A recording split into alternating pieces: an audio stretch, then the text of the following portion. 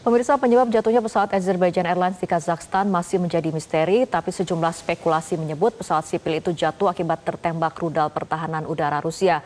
Benarkah pesawat berpenumpang itu tidak sengaja tertembak rudal di tengah medan perang Rusia dan Ukraina? Kami akan membahasnya bersama pengamat penerbangan Gary Sujatman. Selamat malam, Mas Gary.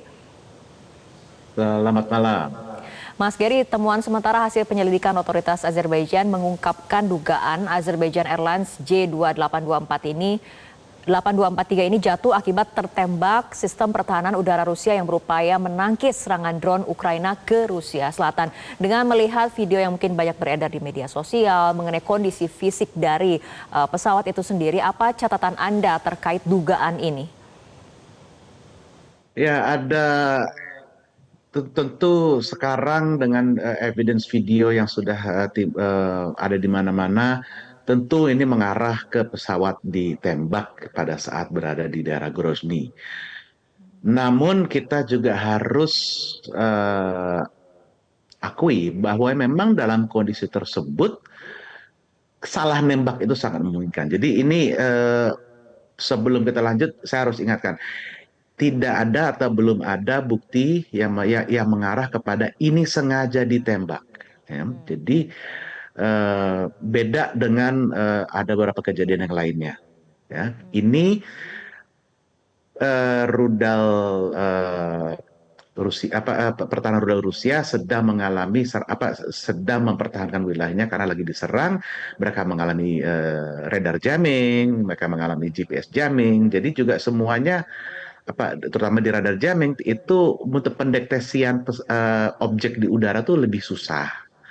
Nah, kalau dalam kondisi kayak gitu tentu operator rudalnya pun juga agak lebih mungkin paranoid ya. Jadi begitu dia melihat apa-apa mungkin daripada nunggu identifikasi sebelum bisa ketahuan ini benar-benar drone atau pesawat, dia tembak. Ini tentu hanya spekulasi, tapi kita lihat dari buktinya, dari video yang ada di kabin ya, kita lihat ada serpihan apa saatnya sempat ada lubang, ya, ada life vest yang bolong, ada penumpang yang luka, ya, terkena serpihan, dan juga kita lihat ini dari uh, gambar sayap belakang itu ada lubang-lubang, dan juga di ekor tegaknya itu ada lubang. Dan kalau kita ada video di sisi lainnya, itu kelihatan exit hole-nya. Ini kan yang kita lihat ini lubang masuk, ya, lubang serpihan masuk. Nah, kalau kita lihat sisi lainnya, lubang serpihannya keluar. Itu lebih, ya mohon maaf, lebih berantakan lagi. Jadi ini memang benar-benar mengarah ke ini ledakan dari sebuah rudal di dekat pesawat itu. Oke. Kalau sampai Jadi kayak begini, ini bukan rudalnya mau mengenai pesawat lain atau objek lain lalu dia kena serpihan, enggak. Ini terlalu dekat untuk itu terjadi, ya. Dan kalau udah di luar fatal blast radiusnya kena gitu, serpihan juga mental gitu. oke. Ini Baik. nembus dengan kekuatan yang cukup kalau kita dari exit holes-nya ya. Jadi Oke. ya sangat tragis ya, dan pesawat dicurigai setelah itu kehilangan kendali, bukan kehilangan kendali tapi mengalami kehilangan cairan hidrolik yang digunakan untuk memberi tenaga ke sirip kemudi pesawat. Makanya Oke. pesawat itu kalau kita lihat dari rekor dari ADSB yang ada di contohnya Flight 24, itu pesawatnya melakukan selagi menuju Aktau itu melakukan manuver yang kita bilang namanya Fugoid maneuver. Jadi itu di Oke. mana pesawat itu sudah hampir tidak bisa dikendalikan, hanya bisa dikendalikan dengan menggunakan mesin. Oke, Ya, di Mas mana Gary, nah sistem mengenai rute penerbangan ya. ini kan pesawat ini seharusnya dari Baku Azerbaijan menuju Grozny Ya. Rusia, tapi kemudian berdasarkan pelacakan rute penerbangan datanya pesawat ini mengubah arah tujuan awal hingga ratusan kilometer menyeberangi Laut Kaspia dan kemudian kita ketahui kemudian jatuh di daratan seberang 3 kilometer dari Aktau. Ini kemungkinan ada apa sebetulnya ketika pilot mengubah arah, apa saja kemungkinan pertimbangannya? Oke, kalau pesawat ketembak mengalami kesulitan kendali, sudah pasti dia minta bandar darurat di bandara terdekat. Hmm. Eh, Diizinkan atau tidak, sebenarnya pilot bisa mengabaikan izin atau diberi izin atau tidak. Tetapi kalau mereka memang curiga bahwa pesawat tertembak, tidak diizinkan di bandara di suatu bandara, ya mereka mungkin merasa itu benar-benar tidak akan bisa menyelamatkan penumpangnya.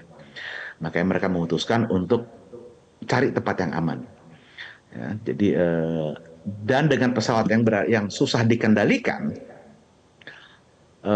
kalau kita lihat itu pesawat naik turun dan itu sampai ada berapa saat di mana pesawatnya hampir jatuh ke laut terus naik lagi.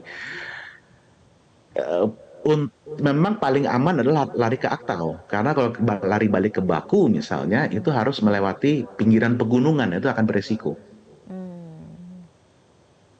Oke, artinya apakah masih ada terbuka kemungkinan adanya kegagalan dalam sistem kendali misalnya dari kemudian ada teori-teori ataupun spekulasi mengenai tertembak rudal seperti itu. Apakah ada kemungkinan alasan lain ataupun potensi yang lain seperti kegagalan sistem kendali itu sendiri, Mas Gary? Kalau kita lihat dari lubang-lubangnya enggak, ini kena tembak. Ya, dan kehilangan kendalinya itu akibat dari tembakan itu. Kalau hanya kehilangan kendali, pesawat itu punya multiple redundant system, jadi punya sistem backup dan lain-lain. Dan kejadian ini kehilangan sistem hidrolik sehingga pesawat tidak bisa dikendalikan. Ini sudah beberapa kali kejadian. Ya, dulu ada United Airlines di Amerika yang mendarat darurat di Sioux City dan itu juga menjadi crash landing, tapi juga ada survivor karena pesawatnya sudah susah sekali dikendalikan. Lalu juga ada kejadian JAL di tahun 80-an itu karena ada terjadi dekompresi yang eksplosif, serpihan dari dekompresi tersebut memutuskan pipa-pipa hidroliknya sehingga pesawat kehilangan kendali, tapi sayangnya jatuh dan tidak ada survivor. Jadi kehilangan kendali itu eh, harus akibat dari sesuatu. Nah, kembali lagi kalau kita karakter serpihannya, ya ini kita tidak bisa bilang 100% ini karena ditembak. Kita mungkin paling jauh ya 99%, 99,9%, tapi nggak bisa 100% karena ya kita harus tunggu barang Oke. buktinya seperti apa. Apakah ada serpihannya? Serpihannya bisa diidentifikasi tidak, logamnya apa, cocok tidak dengan sebuah rudal atau bagian dari pesawat itu. Jadi prosesnya masih panjang, Tapi kalau kita hanya lihat sekilas dari wreckage-nya, ya lubang-lubang yang ada, ya ini sudah kelihatan ini ada, ya kalau kita istilah teknisnya adalah blast fragmentation dari sebuah ledakan proximity fuse sebuah rudal. Oke, Mas Gary, Itu jika konsisten kemudian dengan itu. memang Tapi kita tidak temuan bisa awal ini, ya jika kemudian temuan ini terkonfirmasi karena kita kemudian masih menunggu hasil penyelidikan selanjutnya seperti apa, ini tentunya akan menjadi insiden jatuhnya pesawat sipil kedua di tengah konflik Rusia-Ukraina setelah Malaysia Airlines MH17 2014 silam.